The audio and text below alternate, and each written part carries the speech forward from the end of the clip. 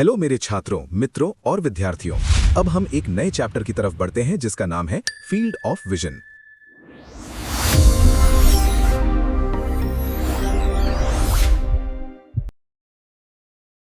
Definition.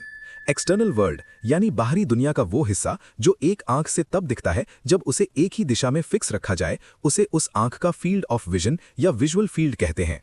ट्रैकवेयर के मुताबिक visual field को island of vision surrounded by a sea of blindness यानी अंधपन के समुद्र से घिरा हुआ रोशनी का एक जजीरा के रूप में डिस्क्राइब किया गया है।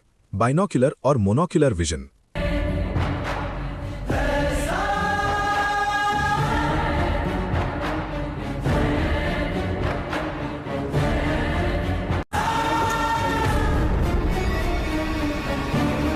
बाइनोक्युलर विजन वो विजन है जिसमें दोनों आंखें एक साथ इस्तेमाल होती हैं ताकि बाहरी दुनिया का एक हिस्सा दोनों आंखों द्वारा एक साथ देखा जा सके। इंसानों और कुछ जानवरों में आई बॉल्स सर के सामने की तरफ होते हैं। इस वजह से दोनों आंखों के विजुअल फील्ड्स आपस में ओवरलैप करते हैं। इसी वजह से बाहरी दुनिया का एक बड़ा हिस्सा दोनों आंखों से दिखता है।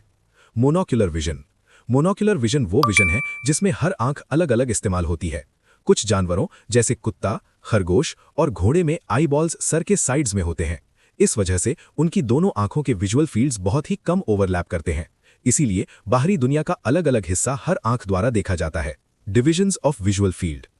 इंसानी आंख के विजुअल फील्ड का एंगल हॉरिजॉन्टल मेरिडियन में 160 डिग्री और वर्टिकल मेरिडियन में 135 डिग्री होता है।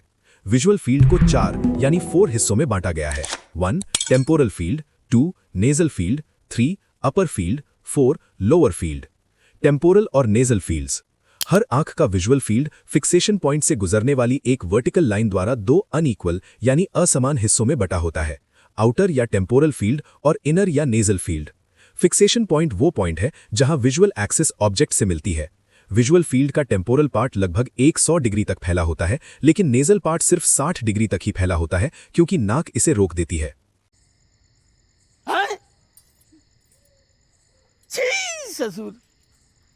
अपर और लोअर फील्ड्स। हर आंख का विजुअल फील्ड फिक्सेशन पॉइंट से गुजरने वाली एक हॉरिजॉन्टल लाइन द्वारा अपर फील्ड और लोअर फील्ड में भी बटा होता है। अपर फील्ड की हद लगभग 60 डिग्री होती है क्योंकि इसे अपर आईलिड और ऑर्बिटल मार्जिन रिस्ट्रिक्ट करते हैं। लोअर फील्ड की हद लगभग 75 डिग्री होती है और इसे गाल द्वारा रिस्ट्रिक्ट किया जाता है। इस तरह विजुअल फील्ड टेम्पोरल पार्ट को छोड़कर बाकी सभी तरफ से रिस्ट्रिक्टेड होता है। Corresponding retinal points. Corresponding retinal points retina के वो एरियाज होते हैं जिन पर ऑब्जेक्ट से आने वाली लाइट रेज दोनों आंखों में गिरती है। ये बाइनोक्युलर विजन में होता है।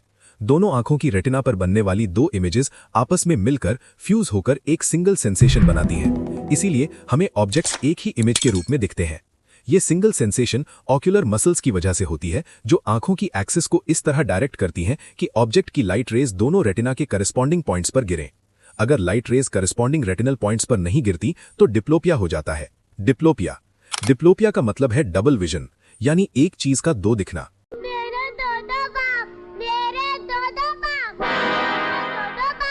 किसी ऑब्जेक्ट को देखते वक्त अगर आईबॉल्स इस तरह डायरेक्ट हों कि लाइट रेज दोनों आंखों की रेटिना की करस्पॉन्डिंग पॉइंट्स पर न गिरें तो डबल विजन पैदा होता है यानी एक ही ऑब्जेक्ट 2 दिखाई देता है। डिप्लोपिया के कारण यानी कॉजेज। 1 ऑक्यूलेंट मसल्स के पैरालिसिस या कमजोरी के दौरान परमानेंट डिप्लोपिया होता है। ये माइस्थीनिया ग्रेविस में भी होता है।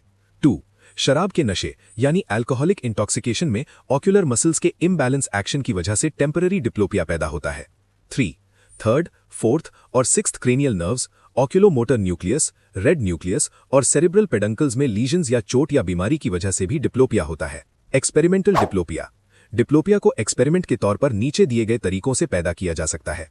1 एक आंख को बाहर की तरफ से दबाना और इस तरह आंख को उसकी नॉर्मल पोजीशन से हटाना। 2 किसी ऑब्जेक्ट जैसे पेन या पेंसिल को नाक के जड़ यानी रूट ऑफ नोज से लगभग 5 सेंटीमीटर दूर फेस के सामने वर्टिकल पकड़ना।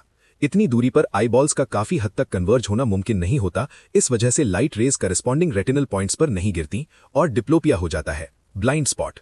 ब्लाइंड स्पॉट रेटिना का वो छोटा एरिया है जहां विजुअल रिसेप्टर्स एब्सेंट होते हैं। रेटिना में मौजूद ऑप्टिक डिस्क में कोई विजुअल रिसेप्टर्स नहीं होते और अगर किसी ऑब्जेक्ट की इमेज ऑप्टिक डिस्क पर गिरती है तो वो ऑब्जेक्ट नहीं देखा जा सकता। इसीलिए रेटिना के इस हिस्से को ब्लाइंड यानी अंधा कहा जाता है और इसी वजह से इसका नाम ब्लाइंड स्पॉट है। आमतौर पर ब्लाइंड स्पॉट की वजह से विजुअल फील्ड में होने वाला अंधेरा कोई परेशानी पैदा नहीं करता क्योंकि हर आंख का फिक्सेशन अलग एंगल्स पर होता है। यहाँ तक कि अगर एक आंख बंद हो या अंधी हो तब भी इंसान को ब्लाइंड स्पॉट का एहसास नहीं होता। ये सब क्या देखना पड़ रहा है? अच्छा है मैं अंधा हूँ। हालांकि कुछ एक्सपेरिमेंटल प्रोसीजर्स से ब्लाइंड स्पॉट को पहचाना जा सकता है। विजुअल फील्ड और रेटिना। हर विजुअल फील्ड के अलग अलग हाफ्स से आने वाली लाइट रेज रेटिना के उन्हीं हाफ्स पर नहीं गिरती। आंख के विजुअल फील्ड के टेम्पोरल पार्ट से आने वाली लाइट रेज उसी आंख की रेटिना के नेजल हाफ पर गिरती हैं। इसी तरह विजुअल फील्ड के नेजल पार्ट से आने वाली लाइट रेज उसी साइड की रेटिना के टेम्पोरल हाफ पर गिरती हैं। Mapping of visual field. Visual field की शेप और उसकी हद को गोल्डमैन पेरीमीटर नाम के इंस्ट्रूमेंट से मापा जाता है और इस टेक्निक को पेरीमेट्री कहते हैं। विजुअल फील्ड को बेरम टैंजेंट स्क्रीन या कॉन्फ्रंटेशन टेस्ट के जरिए भी तय किया जाता है। हम्फ्री फील्ड एनालाइजर का इस्तेमाल भी विजुअल फील्ड्स की मैपिंग के लिए होता है और ये विजुअल फील्ड्स के सेंट्रल पोर्शन को टेस्ट करने के लिए ज्यादा यूजफुल है।